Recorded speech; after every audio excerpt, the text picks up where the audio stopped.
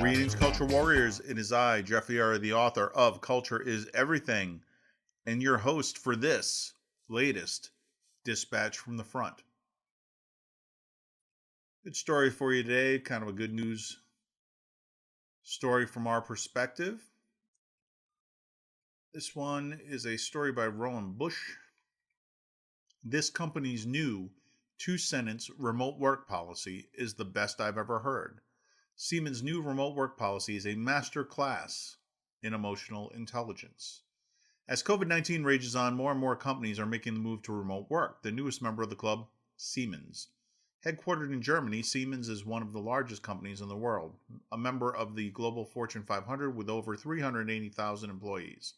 You probably know Siemens for its electronics or appliances, though the company is also a leader in multiple industries, including transportation, renewable energy, and medical equipment. At first glance, Siemens' recent announcement doesn't seem very exciting. Yes, the company is adopting a new model that will allow employees worldwide to work from anywhere they feel comfortable for an average of 2 to 3 days a week. And yes, this is a permanent standard that extends beyond the current pandemic. But it was the next part of the announcement, direct from incoming CEO Roland Bush, that really stood out.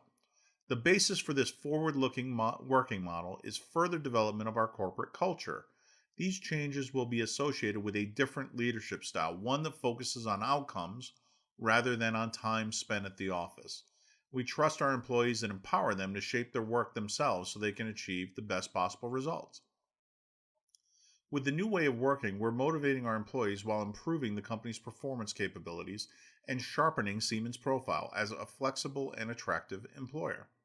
There's so much good here, but I'd like to emphasize 2 points. 1. Focus on outcomes rather than on time spent in the office. 2. Trust and empower your employees. Put together, these 2 points make up a brilliant management strategy founded on emotional intelligence, the ability to make emotions work for you instead of against you. Let's examine why they'd prove invaluable to any company. Focus on outcomes, not hours.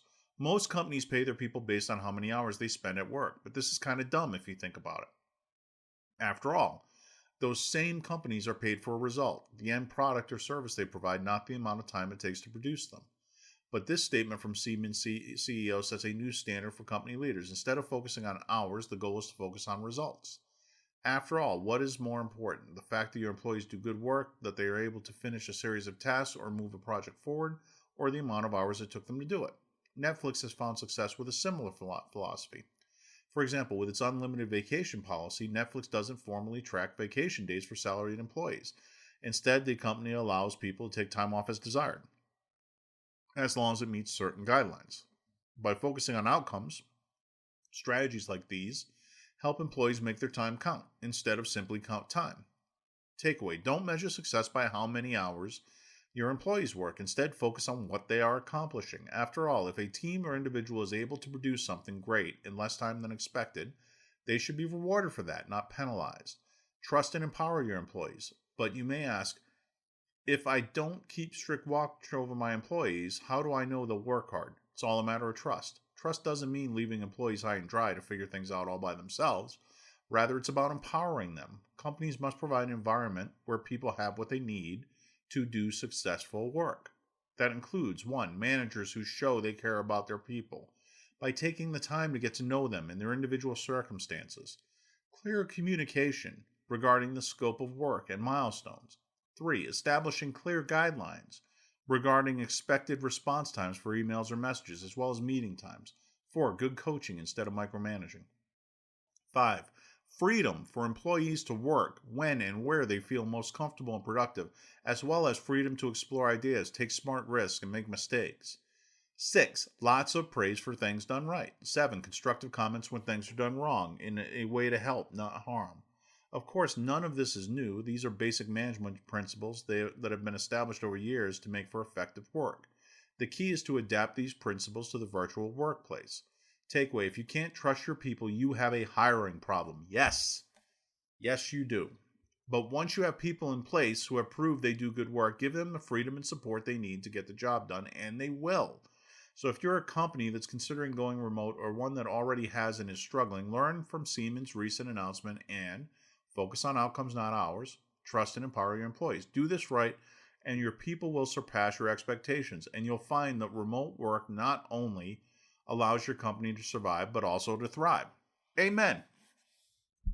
Amen. That is 100% correct. It makes logical sense, doesn't it? If you treat your employees as though they are the enemy, as though they were your competitor within the four walls of your company, how productive are they going to be? We emphasize the wrong things. What are we buying from the employees? What is it that we want from them? And for the longest time,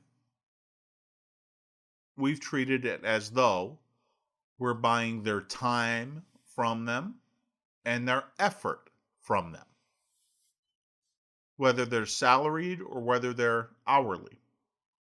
Time and effort, that's what we're buying from them. And that could not be more wrong. Let me give you a for instance. If you have employees in a manufacturing operation and the equipment is down, and you put those employees to work scrubbing dust off of pipes. Just go around the entire facility, scrub the dust off the pipes. Are you happy? If you're running that plant, if you're running that company, are you happy? And if you are, you're absolutely nuts. Because the plant was down, you didn't produce what you were supposed to produce. And if you don't produce it, then people can't buy it and you can't get paid. And so that day was effectively a loss for you. But, well, we paid the employees for their time. They were all here. They all worked hard. I'm sure they got very sweaty up there cleaning pipes. And hey, housekeeping matters, right? Had to be cleaned sometime. But the bottom line of it is what we should be paying our employees for is to do what gets us paid. Now, not every employee is in the direct lines of the value chain, right? And this is where we get sideways a little bit. But I'm telling you that every employee you've got produces something. Project managers, at the end of their project are supposed to have done something to benefit the company, one way or another. So every day, we should be getting a little bit closer to whatever that something is.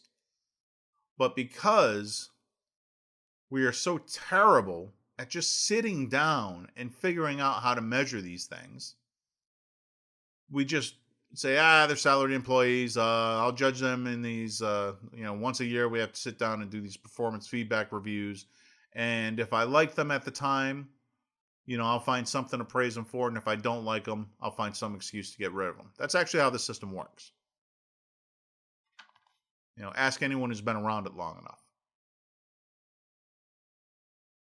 Whereas the thing to do is actually say, boy, what is it that we do? Now, this is also not to say, and I can hear my lean brothers and sisters out there just gearing up to shout overproduction at me. This is not to say that the production metrics that we have are correct either. I worked for a company that knew it was overproducing. Everybody knew. They continue to maintain the fiction that they would sell everything that was produced. To the point at which we paid some very poor prices for raw materials to produce product that would sit in inventory, 25% of which would wind up having to be reworked before it could be shipped to the customer in the end. It was madness. But we graded them on how well they produced to this phony baloney production schedule, which didn't matter because the orders weren't there to support it. Now, if we had set up an actual poll system, and if we had developed the flexibility needed by reducing our changeover times, by working on our upstream agreements with our suppliers for something that resembled a little bit more just-in-time delivery, doing those things would have made us very flexible and responsive and avoided all this overproduction. And then we would have better metrics because we know that what we produced was actually being sold. And we could give our employees appropriate recognition for what we sold. My favorite business model, the one I always aspire to, anytime I look at an operation, what I'm trying to build, is a pirate ship. Why a pirate ship? Aren't they a bunch of scalawags and criminals? Do we really need more eye patches and peg legs and parrots out there? I like a pirate ship because there's a couple of things that are in play on that ship. Number one is everyone gets a share. They don't get the same share, but they get a share. That means they've got skin in the game. The goal of a pirate ship is very clear, and the way you measure it is very clear. It's by how many gold doubloons have we taken, how many prizes, how many ships have we captured. That's what a pirate ship is all about. And with employees incentivized not only to go get the big prizes, but also to do so quickly, so that you use less provisions, to do so in a way that's clever, so you don't risk your own ship and your own hide. Because what happens if the pirate ship sinks? Well, you're out of luck. What happens if you get captured? Well, you probably wind up losing your life. So it's really important to be smart about how you go about your business. Too much of business doesn't run like a pirate ship. It runs like a glee club. Like a high school glee club. And I'm sure that anyone who's been in a glee club, I have not, but I know people who have, I'm sure that they will attest to the fact that some people in the glee club are not in the glee club because they have the best voice. Not because they're the most practiced singer. Not because they fill a portion of the audio spectrum which needs to be filled for the song to sound its best. They're there because they are the buddy of somebody or the favorite of the teacher or what have you. The glee club is political. The glee club doesn't like to be measured. They want everybody to stand up and give a standing ovation with tears in their eyes for whatever crap came down the pike. And that's how a lot of companies are run. They don't really care. They treat the stock price as though it were kind of a slot machine in Vegas. It's luck. And they just want to get theirs before their luck runs out. And so you'll see that in such companies, they don't have a very clear understanding of what their purpose is. And even if they can articulate that purpose, they don't have a clear idea of how to tie what they do to that purpose. It's the whole point of the book, really, is that you need to get the culture right so that you can fulfill your company's purpose, because the culture is what governs people's actual behavior day to day. Like on that pirate ship. The unique culture of the pirate ship is a very egalitarian culture in a lot of ways. Of course, the captain runs the ship with a sometimes iron fist, literally.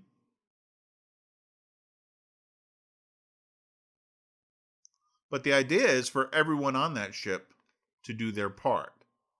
And they recognize that the more contribution that a given pirate makes to the final accomplishment of their goal is to be rewarded more fully.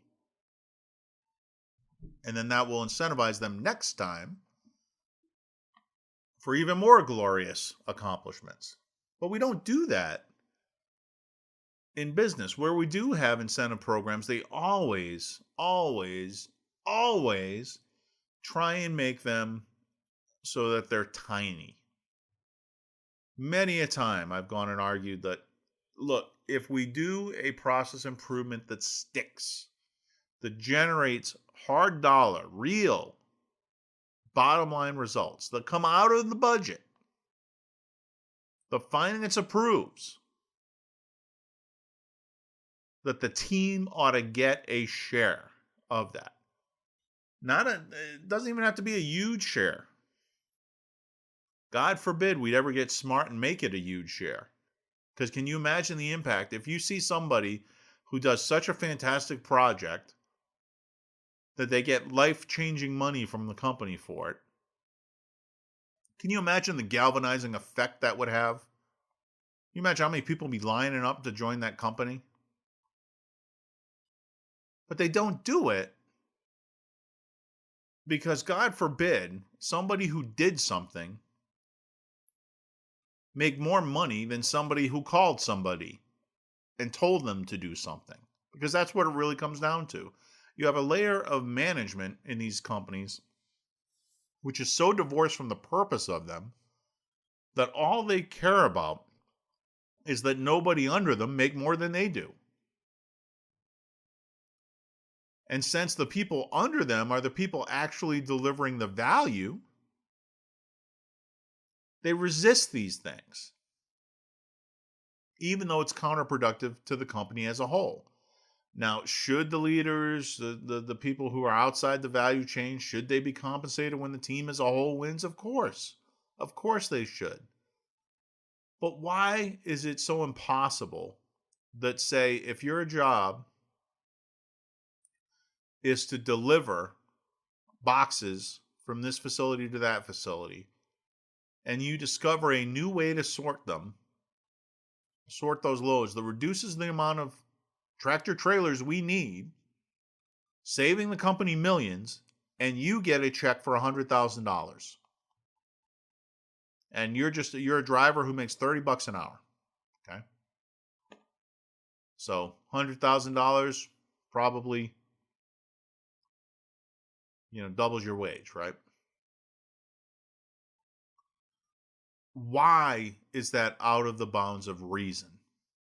The company's gotten the value. You delivered that value to the company. The entire company has benefited from it. It will continue to benefit from it from that point forward, so long as they maintain it. That gives them an incentive to maintain it. And yet, we do not believe in empowering our teammates. We certainly don't believe in empowering the folks who are doing the actual work that gets us the pay. This notion that people could actually be trusted to do their job just comes from out of left field in the eyes of a lot of management.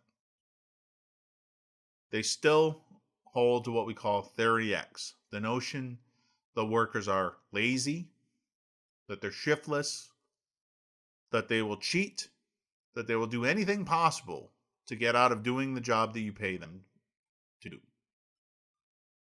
It's a centuries-old notion, and it still governs most managers to this day. The only way we're going to get out of this mess and actually get our companies and our employees to reach their full potential is to get rid of those managers. Get rid of them. You can't educate them. This is something that's in the personality, it's in the soul. You have to have people in leadership positions who are not simply technically competent, but who believe in their people, who can build bonds of trust. Because it is not fear which gets the most out of people. It is love. A love for each other, a love for the combined mission. This is why the all-volunteer armed forces in the United States have been so devastatingly lethal on the battlefield since their inception. It's because they want to be there. It is because they love their brothers. That's not to say that our draft forces previously did not love their brothers. I'm just saying it's of a different order when people's first thought is not to get me out of here. And some portion of a force that serves, not because they want to serve, but because they are told they must serve, will always have. It's like that in our jobs. People who feel that their job is a prison sentence are not going to be productive. People who feel that their job is a way to contribute to society and to feed their families, and people who feel like the sky is the limit and that they will be treated fairly based on the value they bring the company, those people will not only stay forever, but they'll make you want to keep them forever. I hope more people read this article. The author is absolutely right. And for God's sake, let's start acting like the people who work for us are our allies in a great enterprise, are our fellow buccaneers and scalawags on this pirate ship we call a company, and stop treating them like they're the bloody enemy.